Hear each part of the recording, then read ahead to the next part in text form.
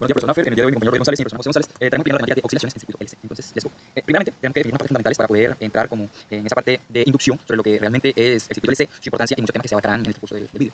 Observamos tres títulos o tres factores importantes que conectan y establecen la relación fundamental para poder tener ese circuito LC. Observamos como primero la inductancia, la capacitancia, en segundo lugar y por último la oscilación. Observamos un breve resumen de lo que cada factor ofrece dentro de dicho circuito claramente. Observamos de que la inductancia agrega y almacena energía igual que la capacitancia y la oscilación realiza una transferencia. Hasta el momento solamente tenemos dicho concepto como base, pero realmente para poder entender la temática necesitamos hacer una pregunta y es, ¿sabe usted qué es un circuito LC? Bueno, la respuesta es sencilla, porque un circuito LC es un circuito es un circuito en un sistema eléctrico o electrónico, el cual está formado por un inductor, que es una bobina centrada por letra L, un condensador que es centrado por letra C, que están conectados entre sí, y esto para almacenar y transferir energía eléctrica de forma continua.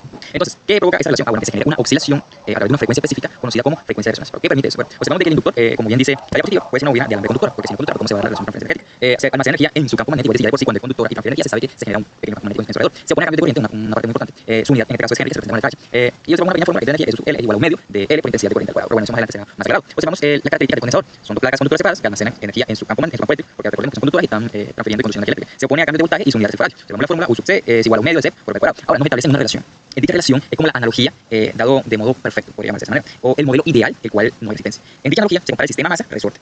En el sistema masa-resorte observamos la masa, que viene siendo N, pero en este caso en el circuito LC, viene dada por el inductor, que se representa con la letra L. El resorte, que es la letra K, acá se llama condensador y se representa como 1 sobre C. La velocidad, acá se llama corriente, y la posición, acá se llama carga. Entonces, en esa analogía de unidades y de factores, se establecen las conclusiones como que la masa eléctrica recicla cambios, el resorte eléctrico restaura el equilibrio, la energía total se conserva y por último el sistema oscila indefinidamente. Claro, hablando de un modelo sin resistencia, el modelo pues ideal. Entonces, ¿cómo funciona entonces cada parte y qué relación tiene con la parte fundamental establecida en la primera parte? Bueno, el condensador almacena energía en forma de campo eléctrico. El inductor lo que hace es almacenar esa energía pero en forma de campo magnético. Y ahí vemos dos comparaciones diferentes, aunque ambos tienen almacenar energía, lo hacen de forma distinta. Una a través de forma eléctrica y otra a través de forma magnética. Mientras que uno lo hace a través de un campo eléctrico, la otra lo realiza mediante un campo magnético. Y por último, ya cuando el condensador se descargue, la energía pues pasa al inductor, el cual pues crea un campo magnético, luego el campo magnético disminuye y recarga el condensador. En sí es un proceso podría llamarse un poco monótono debido a la situación que pasa, pues se ve como un ciclo de ida y vuelta que se repite continuamente. Eso mencionando en ese modelo ideal que establecimos de que no haya resistencia. Ahora, hoy en día, ¿por qué son importantes los circuitos LC? En sí, ¿cuál es su importancia? ¿Cuál es la relación y por qué aparece ese nombre de Maxwell? Bueno, esto es muy importante, aunque las personas de pronto no lo piensan, pero los circuitos LC actualmente actúan como resonadores eléctricos que permiten seleccionar frecuencias específicas de un mar de ondas electromagnéticas o permiten también generar señales estables, lo que resulta vital para el funcionamiento de nuestras redes inalámbricas y dispositivos modernos. Es por eso esa expresión que dicen de que antes la pareja en el tiempo de antes no se veía casi, pero hoy en día la pareja puede estar en la habitación del otro, aunque tenga distancia fácilmente por los dispositivos. Dichos dispositivos manejan estas frecuencias y pueden sintonizar de manera estable, gracias también a todo el aporte que hizo Maxwell y la relación de los circuitos LC. Observamos ciertas partes actuales hoy en día, como son el radio, la telefonía móvil, la resonancia magnética, la física de partículas, las comunicaciones, las fuentes de switching, etc. Pero, ¿cómo funciona? Bueno, en la sincronización de telecomunicaciones son el corazón de los receptores y transmisiones a teléfono inteligente, Wi-Fi, Bluetooth, radio, que permiten que en el dispositivo pues, se pueda sintonizar y aísle una frecuencia exacta. Por ejemplo, hay muchos canales Wi-Fi, pero si nosotros queremos centrarnos en uno, solamente se enfocará en esa señal y automáticamente a los demás. En la generación de relojes y los tiempos, también es muy importante debido a que se utilizan oscilaciones para crear formas de onda periódica. Estas señales de latido o reloj permite a los microprocesadores sincronizarse y procesar datos a alta velocidad. Por eso que a veces no se piensa que el funcionamiento del reloj tiende a ser tan importante y tan complejo en el poco tiempo que usa realmente. Y como ya he dicho, también la aplicación de las señales. Muy importante esta sincronización y esta forma estable de cómo captar y generar una señal en los dispositivos de hoy en día y entre muchas cosas porque bueno, nos ayuda en el día a día. Como lo muestra también la imagen, observamos de lo que permite el radio y miremos que vuelven a salir esos términos establecidos al principio. El condensador variable permite sincronizar una frecuencia específica en todas las emisoras del aire, como que muchas ondas electromagnéticas cambian al mismo tiempo en el espacio y gracias a esto se puede como seleccionar una y sincronizarla perfectamente. En los teléfonos móviles, los osciladores LC generan las señales portadoras en la banda 4G y 5G. Dichas situaciones se ven mucho actualmente debido a que muchas campañas de telecomunicaciones manejan el Wi-Fi 4G, después se implementó la red 5G, entre muchas situaciones, las cuales permiten que haya un acceso estable a lo que hoy en día se presenta. Observamos la resonancia magnética.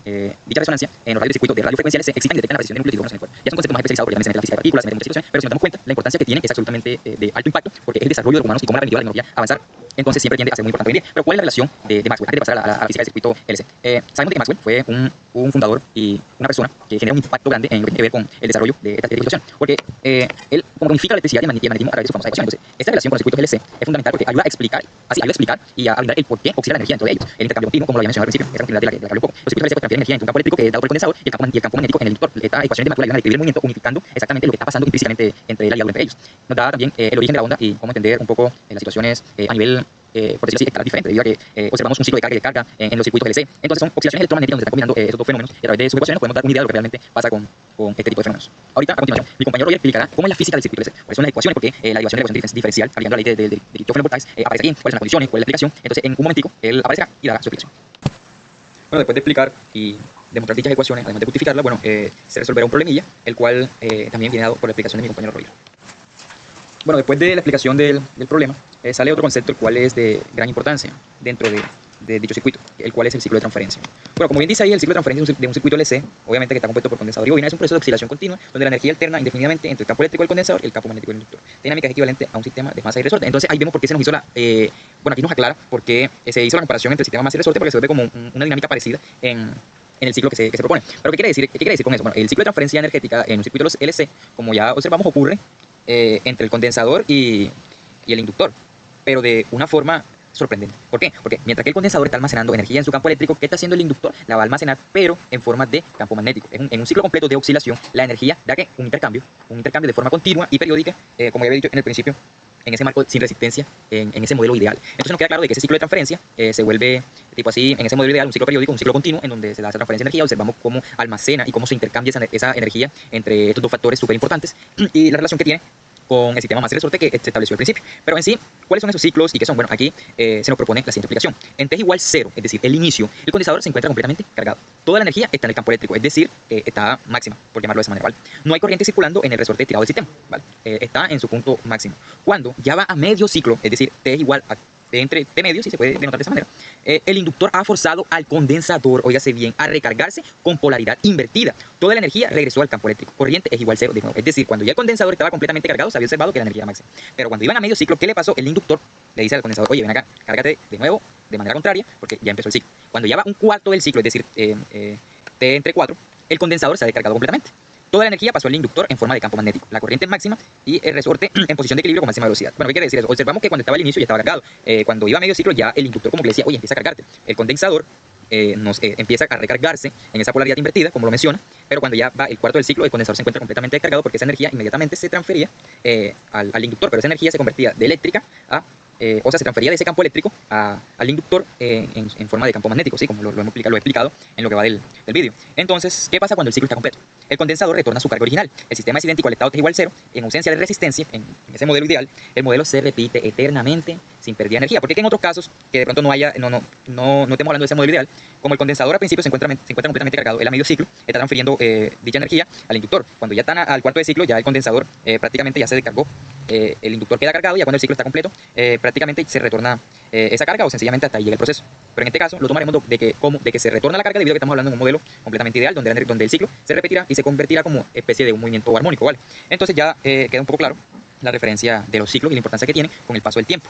Ahora, un tema importante, ya para finalizar el vídeo, son las oscilaciones amortiguadas. ¿Pero qué vienen siendo esas oscilaciones? Aquí vemos una pequeña representación gráfica de lo que son las oscilaciones amortiguadas. En realidad, todo circuito tiene resistencia interna, es decir, R. Esto convierte el sistema en un oscilador amortiguado. La amplitud crece exponencialmente como Euler elevado a la RT sobre 2R.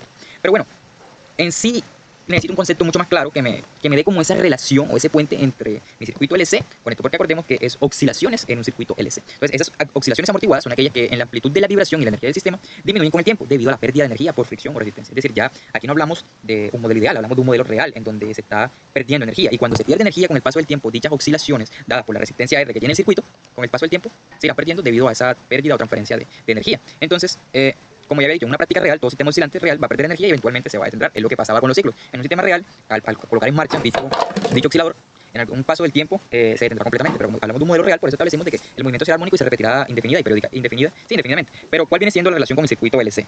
De nuevo, proponemos el circuito LC ideal, en donde se están produciendo esas oscilaciones continuas sin interrupción. Sin embargo, dichas oscilaciones amortiguadas en ese modelo ideal no se perderían, porque como no se está perdiendo energía y él no se va a detener, sino que se va a seguir moviendo indefinidamente, esas oscilaciones amortiguadas se irán presentando. Entonces, ¿a qué llego con todo esto? Que lo que se puede concluir de las oscilaciones en el circuito LC, de por sí que el circuito LC es muy importante, que la aparición de Maxwell y su relación es muy intrínseca debido a todos los factores establecidos que se manejan directamente aquí. Lo sorprendente de la transferencia de energía, el almacenamiento del conductor y del inductor, mientras que uno lo hace de forma de campo magnético, el otro lo hace de forma de campo eléctrico, los requisitos fundamentales que deben tener para poder presentarse dichas oscilaciones, el término oscilaciones amortiguadas y los ciclos, que son de full importancia, debido a que en un oscilador real, mañana pasado cuando se realice una práctica, se podrán notar completamente los sucesos establecidos en dicha teoría. Entonces, ya ese modelo ideal, que sería el adecuado, se convertirá en un modelo real que en algún momento se detendrá y eso será para dicha transferencia de los factores establecidos en la teoría. Muchas gracias. Bueno, entonces me toca entonces a mí explicar las ecuaciones de inductancia mutua. Entonces entendemos por inductancia mutua cuando tenemos una bobina en la cual se le produce corriente y ese voltaje, sin tocarse físicamente, se transfiere hacia la otra bobina. Entonces, pues tenemos que, por ejemplo, tenemos una bobina 1, bobina 2, a la cual se le introduce un voltaje, una corriente, y esta, por la regla de la mano derecha, siempre tratará de venir hacia acá. Entonces sus líneas de campo saldrán hacia afuera de esta manera, entrarán de esta manera, y por la bobina 2, al estar igual de cerca, algunas líneas de campo pasarán por la línea 2 y llegarán a la bobina 2. Entonces tenemos un voltaje inducido que va de la bobina 1 a la bobina 2, en donde lo que se hace es medir el cambio del flujo magnético en la bobina 2.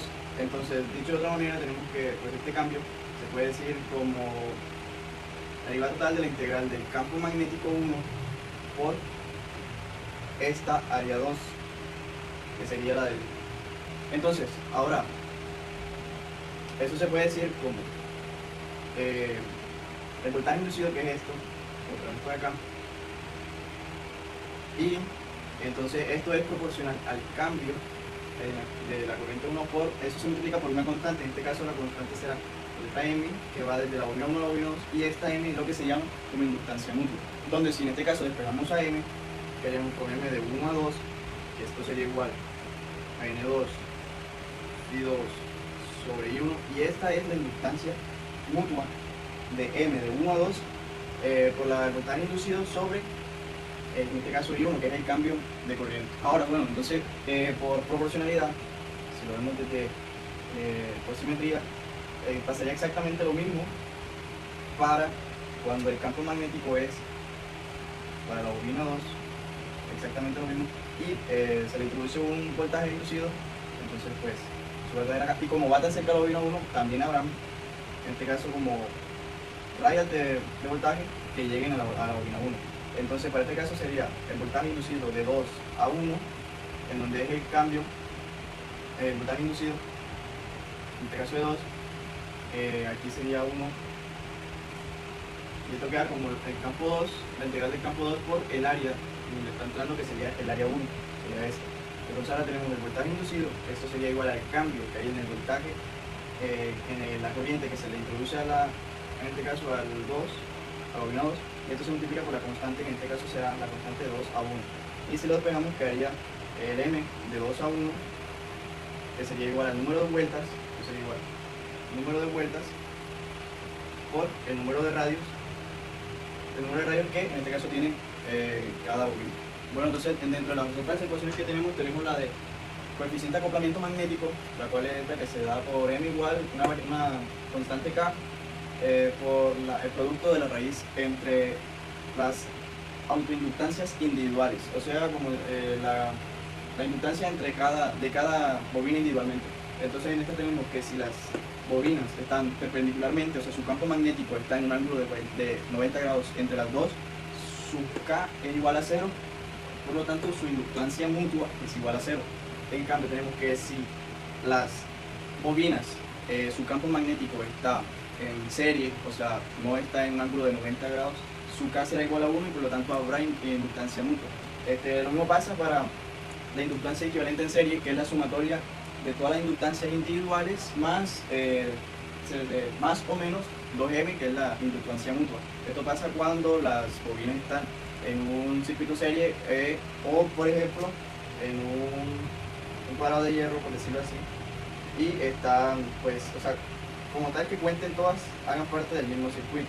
Ahí su campo magnético en este caso será el mismo. Teniendo en cuenta las ecuaciones que acabamos de explicar, resolveremos un ejercicio del CERMI del capítulo 32 de inductancia. Entonces el enunciado nos dice: dos bobinas próximas entre sí están enrolladas sobre un mismo núcleo cilíndrico.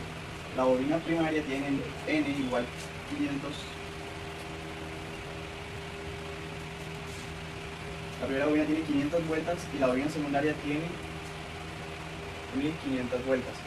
Entonces nos dice, cuando una circula una corriente de 2 amperes por la bobina primaria, sería para N1, produce en ella un flujo magnético promedio de 3 por 10 a la menos 4 Weber por cada espira, y el flujo que logra atravesar la bobina secundaria es de 1.2 por 10 a la menos 4 por espira. Calcula el coeficiente de inductancia mutua. Entonces, teniendo los datos del ejercicio y ya la gráfica de dibujo hecho, tenemos entonces, vamos a utilizar la fórmula que habíamos explicado ahorita rato de la inductancia mutua por el flujo magnético. Entonces tenemos que esto es igual a M, número de vueltas de la segunda bobina, I, que es de la bobina 1 a la 2, sobre I1 en este caso, que sería la corriente menos hielo, que es de la bobina 1. Entonces, repasando los datos que tenemos que son 1500 vueltas por 1.2 por 10 a la menos 4 sobre 2 amperes. Entonces, tenemos M es igual a 0,18 sobre 2, y esto nos da un resultado de 0,9 henries, que es lo mismo que 90 henries. Tenemos que el coeficiente de transferencia magnética física entre este par de bobinas es de 0,09 henries. Y ahora tenemos la parte 2. La parte 2 nos dice: si la corriente de la bobina primaria disminuye uniformemente desde 2 amperes hasta 0 amperes en un intervalo de 0,05 segundos, ahora tenemos un tiempo de 0,5 segundos, determinada la fuerza electromotriz, o sea el voltaje inducido en la bobina secundaria. Teniendo ya los valores para esta segunda parte, usaremos la fórmula de la voltaje inducido menos M sobre delta I1 sobre delta T. En este caso el delta T son los 5 segundos que nos están diciendo que cambia de 2 amperes a 1 amperes. Entonces, si calculamos su tasa de cambio, de delta I será igual a I final menos I inicial. Esto será igual a 0 menos 0 menos 2, eso será igual a menos 2 amperes. Entonces, repasando la fórmula, nos va a quedar que menos 0,09 por menos 2 amperes sobre 0,05. Y esto nos da un resultado de B2 igual a menos 0,09 por menos 40, dando un resultado final de 3,6 voltios. Entonces, la rápida interrupción de la corriente en la bobina principal altera de forma abrupta el cambio magnético en el entorno, induciendo un impulso eléctrico neto de 3,6 voltios en las terminales de la bobina secundaria.